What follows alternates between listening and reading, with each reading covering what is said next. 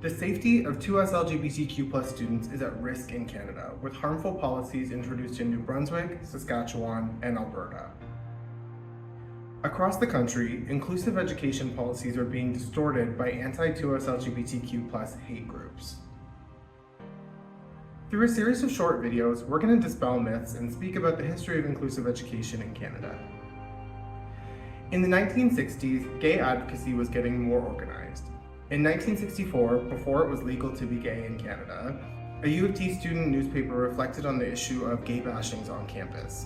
Then by the early 70s, gay liberation groups had formed at U of T, York, and Waterloo University.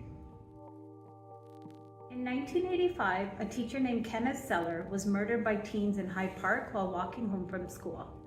This horrific incident led to one of the first programs intended to fight homophobia in Toronto schools. It wasn't a big sweeping change, but it was a big deal for the TDSB to tell students that homophobia is unacceptable.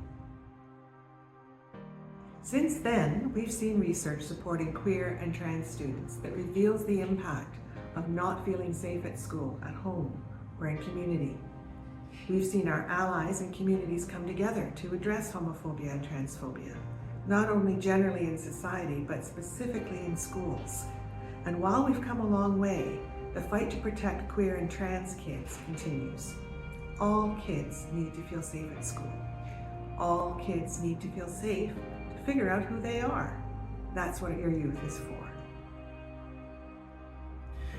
We're living through a moment where lots of folks are making political gains by misrepresenting the facts, and we want to give you the tools to know what's what. Stay tuned for more videos in this series.